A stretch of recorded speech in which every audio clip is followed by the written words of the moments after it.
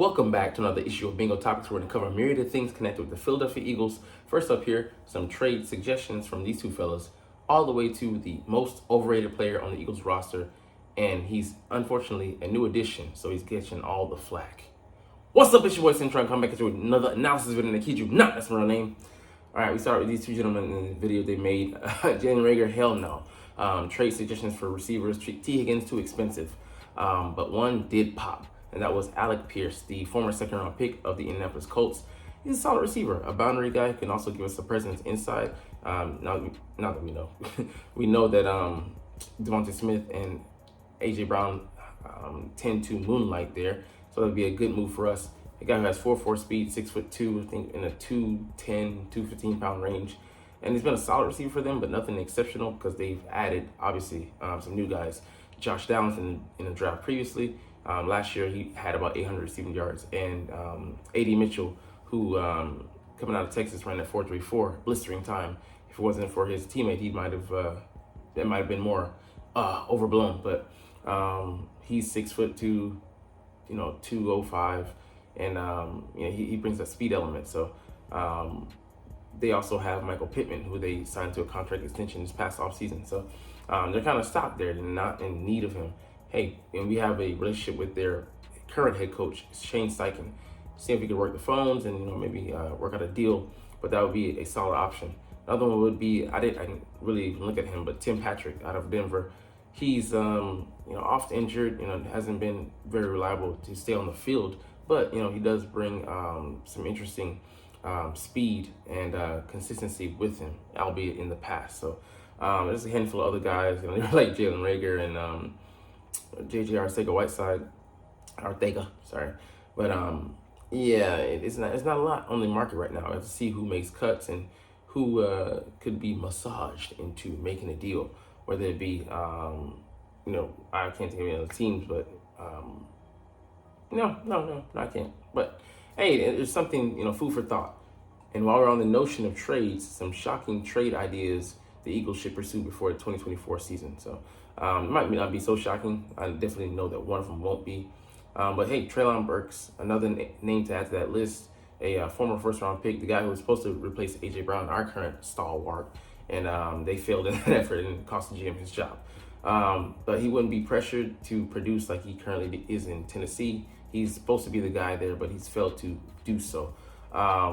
He's had, like 221 yards last year, underwhelming. He got knocked around in his first year. We sent him to the bench with a concussion, and he never kind of picked up that trail after that. So I kind of feel bad about that, but it is what it is. He's a receiver, ran like in the low 4.5s. Could be a 4.44 runner. Good size, 220. I think he's about 6'2", so strong guy, but just hasn't been able to stick there. He'd be a good boundary option. It just provides some potential, but like I said, not a lot of pressure on him to produce. So that could be the right fit for him. And he needs definitely a change of scenery to try and fulfill that potential. All right, the last one. Not last one. Sorry, I'm skipping ahead. Part ways with James Bradbury. So this one wouldn't be a shocking ordeal because he gave up 11 touchdowns and 114.3 passer rating last year, and he only gave up, I think, a 51 the previous year, and he was a second-team All-Pro. So, can Vic fix him? Maybe, but he's not going to continue to improve as a player. He's probably most likely going to either maintain, hopefully not maintain what he maintained last year, but the previous year in 2023. But it's going to be a downward plateau for him because he ran a 4.6. His physical skills were never that great to begin with. He's always been a zone corner. And, he showed some of that, in the pick he had against the Buffalo Bills last year, paying that cover 2 trap. But other than that, man, he's not a guy that, you can really have too much confidence in saying that he will strongly bounce back. A guy like Slade had a kind of down year last year, but, he's bounced back from other years. But he's older, but he always had the physical tools to begin with. So them degrading he still isn't at James Bradbury's level. So we're reticent to cut him as of now because he's still on, I think we signed him on a 3-year deal, 42 or 43 million or so. So it was, a big sizable mistake we made, but hindsight being 2020, we didn't know that he was going to degrade to this degree, to be honest with you. We would owe him 1.2 even if we cut him at post June 1st and trade him. The problem is trying to find a partner willing to take on his end of the deal. So, you got it this year and I think next year with, a cap number, and it's got to be a pretty desperate team.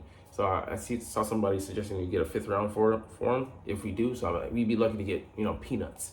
I'd be happy to get anything just to get him off the books, and it might be a pay-to-play type deal, or we pay the other team to, take our discarded goods, and I'd be fine with that. I'm thankful for what he gave us in 2022, but just the play. 2023, but the play just slipped way too hard for me.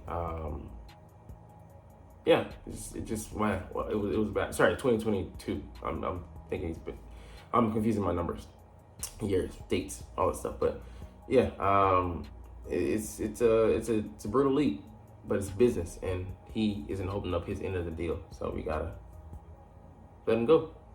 All right. Anyways, another one. This will be definitely an NFC stunner. Jonathan Allen coming over this way from the Washington.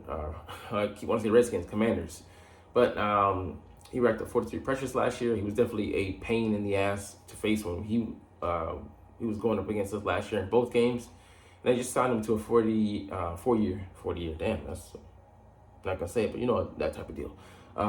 Even then, it still wouldn't be. Then you pay nothing. Anyways, $90 million extension, and his pal, I forget what's his name. The other D tackle, Jonathan Allen, and Daron Payne. I'm sorry. Daron Payne is the bigger guy. He's the run stuffer. He can shoot the gap. He's lighter. I think he's like 6'2", 300 or so. $72 million deal. He's getting paid way less. It was signed 2 years ago. Cap hits 21.4 million and 23 million. I don't know, to be honest with you, if that's doable for us. But Fletcher Cox, he was commanding a pretty decent salary, and if we need to have a top tier rotation, we definitely sacrifice. It would be the writing on the wall that Milton Williams is going to be extended, nor is anybody for the foreseeable future, at least those 2 years. So, but it would kind of be bad that we'd have to invest a lot of capital in a position with Jordan Davis and Jalen Carter eventually being up. But by the time that those years roll around, maybe we'd be good.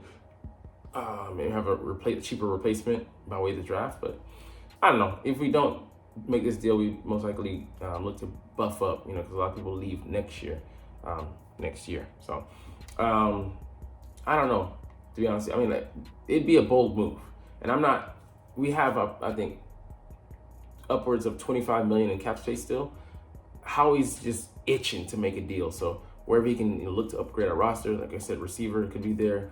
It could be for someone else. The linebackers, they don't pan out. He might be willing to make a move, if things look bad enough, because you don't want to repeat of last year. But there's a lot of interesting hands that could be played, and this turns out to be, who knows? And reverse, skip, draw 4, draw 2. You don't know what the deck's going to come up with. But yeah, like I said, it would be awesome to have that trio there, because that would make teams, their life a living hell. But hey, you don't know if, it's actually, a conversation they're having inside that building. But you like to think it's probably a thought bouncing around, pinging around in our GM, Howie Roseman's head, because he's the type of Howie to say, this is how we do it. All right, the last thing we're going to cover here is the NFL's most overrated player at each position entering 2024. All right, so I'm just going to cheat and skip to the Eagles. So you know what it is. You can see that name that popped up. Devin White. He just joined us. And, he's been a guy that's been much, he's been raked over the coals a lot by PFF, his ranking. And as a rookie, tied 91 tackles, had some fumble recoveries and, some sacks and interception. Then 9 sacks the next year. So he's shown himself to be a capable guy as far as moving forward and getting to the quarterback, blitzing. But his PFF grade has always been awful. But funny enough, week 16 of last year, his PFF grade was like the highest for linebackers. So go figure. So he can do it, but people don't take into account his circumstances. He's played on the the franchise, not a franchise tag, but he's played without a deal. For the last couple of years and whatnot, and played pretty much as an expendable option, knowing that, they're not going to really look to, resign him, extend him. So, playing under bad faith, affected, his game. And whether it did or not, he has way more talent, like, than, our linebackers maybe combined last year. The guy, there's reasons, like, for them not being able to use him, make the most of his talents. And I believe that he's just going to be able to let loose here, play a part, a small role, and play not small role, his role, and be a cog in the machine. So I'm not too worried about his ratings and people saying that he's a bad fit and this and that. That the play that he made in training camp, OTAs against Saquon Barkley, he'll have guys around him. He can squarely focus on his task and not worry about having to find the next man's lane and cover for other guys. I think that's a perfect role for him. So I don't see him as a liability. I see him as a plus. I see him as a welcome addition. And yeah, the athleticism, he needs to be better disciplined. But I think playing in the scheme, playing with a coach of Vic Fangio's caliber, and he's not going to be asked to do too much by way of the blitz, even though they will try to exploit that talent that he has. I think it's the right fit for him. So we'll see, of course, but I just have a good feeling about this one. And I think the film, when you cross-lay it over to what Vic is looking for in a linebacker and how much ground this guy can cover, it just makes too much sense. But anyways, hey, we'll get up out of here. But you're not even watching, though. But hey, it's all good because I love making these videos and I love talking about the freaking stinking Philadelphia Eagles. So like I said, we'll chunk the deuces officially. But as always, it's fly, Eagles, fly, and let's motherfucking go. Like, comment, share, subscribe if you Thanks for watching. Check me out at Cintron, Cintron Anime, Cintron Life, or Cintron Laughs, or other social media.